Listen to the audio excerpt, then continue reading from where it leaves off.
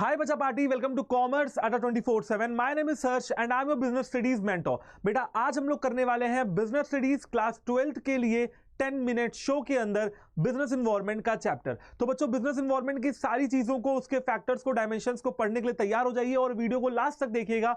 आपको आपके पूरे चैप्टर को पूरा रिवाइज मैं आपको यहां पे करवा दूंगा। तो चलिए बच्चों शुरू करते हैं बिना किसी देरी के। सबसे पहले मैं आपको बताता हूं कि ये बिजनेस इन्वायरमेंट होता क्या है। जिस हिसाब से बेटा इंसानों को अगल बगल का वातावरण अफेक्ट करता है, बिल्कुल उसी तरीके से बिजनेस को भी अगल बगल का जो वातावरण है वो अफेक्ट करता है, पॉजिटिवली भी और निगेटिवली भी। तो हम पढ़ के देख लेते हैं। Sum total of all the individuals, institutions and other forces outside the control of business and they में अफेक्ट इट्स परफॉर्मेंस। यानी कि वो सारे के सारे फैक्टर्स जो बिजनेस के बाहर हैं, वो सारी की सारी फोर्सेस जो बिजनेस के बाहर हैं, जो बिजनेस के कंट्रोल में नहीं है, बिल्कुल भी बिजनेस का उनके ऊपर कोई कंट्रोल नहीं है और वो बिजनेस की परफॉर्मेंस को पॉजिटिवली और नेगेटिवली अफेक्ट कर सकते हैं, उन सारे फोर्सेस को हम लोग बिजनेस इन्वायरमेंट कहते हैं। चलिए अब आगे समझते हैं बेटा कि बिजनेस इन्वायरमेंट के फीचर्स क्या हैं। Feature number 1, totality of external forces. यहां पे क्या आता है बेटा, sum total of all the forces. जितने भी फोर्सेस होते हैं, चाहे वो सोशल हो, पॉलिटिकल हो, इकोनॉमिकल हो, लीगल हो या फिर टेक्नोलॉजिकल हो, वो सारे फोर्सेस मिलकर बिजनेस इन्वायरमेंट को कॉन्स्टिट्यूट करते हैं। Point number 1। पॉइंट नंबर 2 क्या है यहां पे? पॉइंट नंबर 2 है कि स्पेसिफिक एंड जनरल फोर्सेस। बेटा दो तरीके के फोर्सेस हैं। पहला स्पेसिफिक वन, स्पेसिफिक किसी एक फर्म को इफेक्ट डालते हैं, affect individual directly and immediately.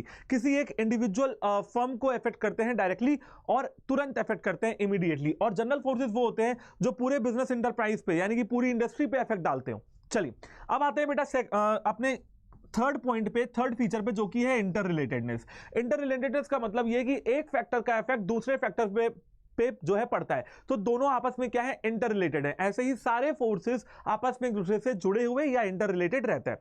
आते हैं बच्चों अपने फोर्थ पॉइंट पे, जो कि है डायनेमिक नेचर। डायनेमिक नेचर में कहा जा रहा है कि बिजनेस एनवायरनमेंट हमेशा बदलता रहता है। It keeps on changing. वो कभी भी एक जगह ठहरा हुआ नहीं रहता है, स्टैटिक नहीं है, रिजिड नहीं है। It is flexible and dynamic. Uncertainty में कहा जाता है कि बेटा देखो आप फ्यूचर को तो देख नहीं सकते हो, फ्यूचर को आप देख नहीं सकते हो, तो difficult to predict the future happening. इसे कहते हैं अनसर्टेनिटी, यानी कि कल क्या होने वाला है इसको आपको नहीं पता है। बिजनेस एनवायरनमेंट में कल क्या चेंजेस हो जाएं आपको नहीं पता, लेकिन आपको पूरी अच्छी तरीके से तैयारी करनी पड़ेगी अनसर्टेनिटी से डील करने के लिए। 6th आता है बेटा कॉम्प्लेक्सिटी। देखिए बिजनेस एनवायरनमेंट को पार्ट्स में समझना आसान है, लेकिन एक साथ समझने जाएंगे तो बहुत मुश्किल है।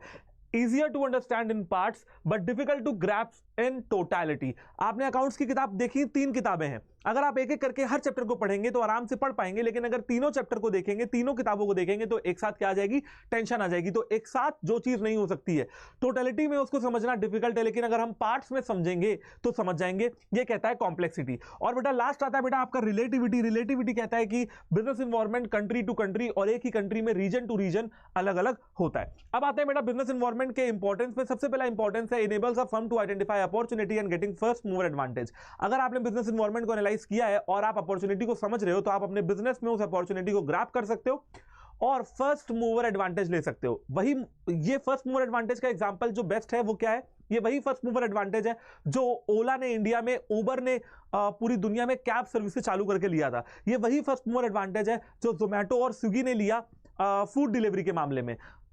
ये वही फर्स्ट मूवर एडवांटेज है जिसमें मारुति सुजुकी ने एडवांटेज इसका उठाया था ऑल्टो, मारुति 800 एंड वैगनआर जैसी गाड़ियों को मार्केट में लॉन्च करके। ओके, सेकंड पॉइंट आता है help the firm to identify threats and early warning signal. ये बिजनेस एनवायरनमेंट ही है जो खतरे की घंटी या खतरे के निशान को बिजनेस को समझाता है कि हाँ देखो भैया आगे खतरा है, आगे मुश्किल आने वाली है, पहले से ही तैयारी करके रख लो। ओके, थर्ड आता है बच्चों help in tapping useful resources. Business environment के अंदर आप यूजफुल रिसोर्सेज को टैप कर सकते हो, यानी कि जो भी आपके प्रोडक्शन करने के लिए या जो भी सेलिंग करने के लिए, मार्केटिंग करने के लिए जरूरी है, आप बिजनेस एनवायरनमेंट को एनालाइज कर सकते हैं एंड अपनी फर्म को अच्छे तरीके से चलाने के लिए उन रिसोर्सेज को आप टैप ऑन कर सकते हो समय रहते। फोर्थ पॉइंट है help in coping with rapid changes. Business environment change होता रहता है, अगर आप बिजनेस एनवायरनमेंट को एग्जामिन और एनालाइज करते हो तो आप रैपिड चेंजेस से कोप अप कर लोगे। फिफ्थ पॉइंट है help in assisting in planning and policy formulation. अगर आप बिजनेस एनवायरनमेंट को एनालाइज करते हो, बिजनेस एनवायरनमेंट को समझते हो, मार्केट में इंफॉर्मेशन को देख रहे हो, कस्टमर्स के टेस्ट एंड प्रेफरेंसेस को देख रहे हो, तो आप प्लानिंग भी उसी तरीके से करेंगे एंड ऑर्गेनाइजेशन के लिए पॉलिसी भी उसी तरीके से बनाएंगे। सिक्स पॉइंट है और लास्ट पॉइंट है हेल्प इन इंप्रूविंग परफॉर्मेंस। अगर आपके बिजनेस को अच्छा करना है तो टेस्ट एंड प्रेफरेंसेस के हिसाब से, फैशन ट्रेंड के हिसाब से और फैक्टर्स जो बदल रहे हैं उनके हिसाब से ही बिजनेस को चलाना चाहिए। उससे क्या होगा, आपकी परफॉर्मेंस इंप्रूव हो जाएगी। चलिए बच्चों, आते हैं और समझते हैं अलग अलग फैक्टर्स जो कि बिजनेस एनवायरनमेंट के अंदर आते हैं। सबसे पहले बिजनेस एनवायरनमेंट के अंदर आते हैं इंटरनल फैक्टर्स। इंटरनल फैक्टर जैसे कि value system, vision, mission, objective, organisational structure, work culture, human resources, labour union, physical resources और टेक्नोलॉजिकल कैपेबिलिटीज।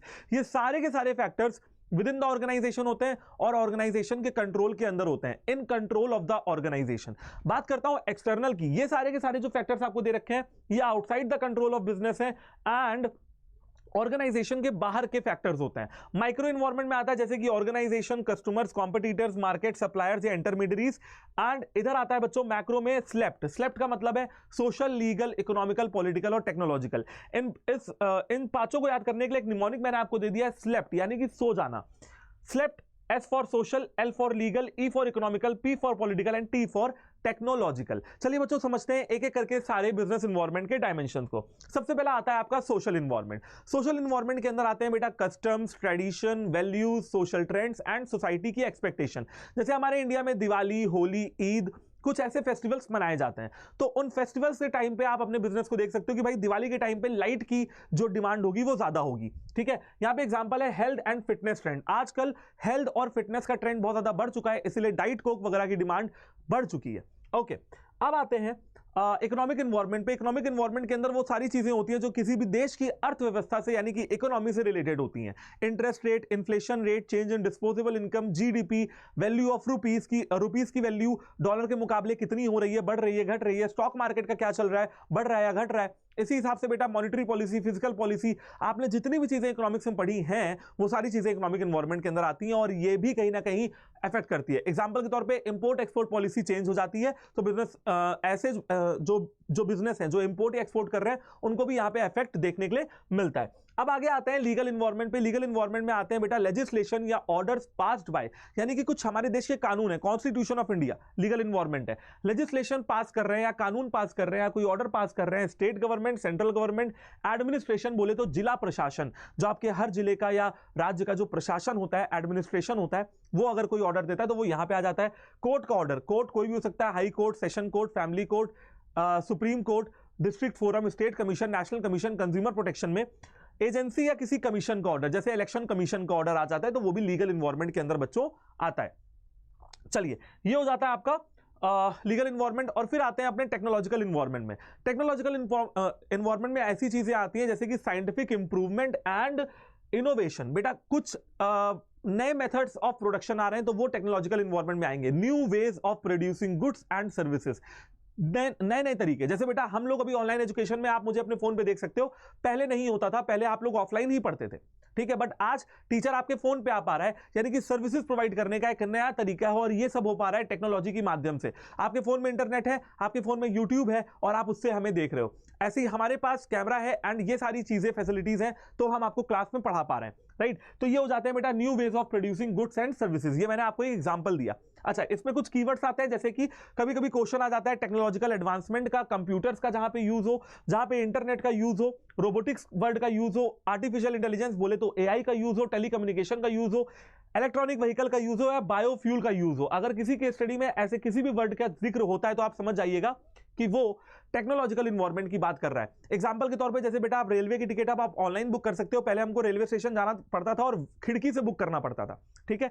ओके, अगला आता है बेटा आपका पॉलिटिकल एनवायरनमेंट। पॉलिटिकल एनवायरनमेंट में आता है जैसे कि बेटा अगर आपकी पॉलिटिकल कंडीशंस कंट्री की कैसी हैं, स्टेबल है या अनस्टेबल है, जनरल स्टेबिलिटी, पीस, हार्मोनी और government attitude towards business. Government का क्या एटीट्यूड है, जो करंट गवर्नमेंट सत्ता में है, जो पावर में है, उसका बिजनेस के प्रति क्या एटीट्यूड है। देखिए अगर पॉलिटिकल एनवायरनमेंट स्टेबल होगा तो कॉन्फिडेंस आता है बिजनेसमैन को बिजनेस करने का।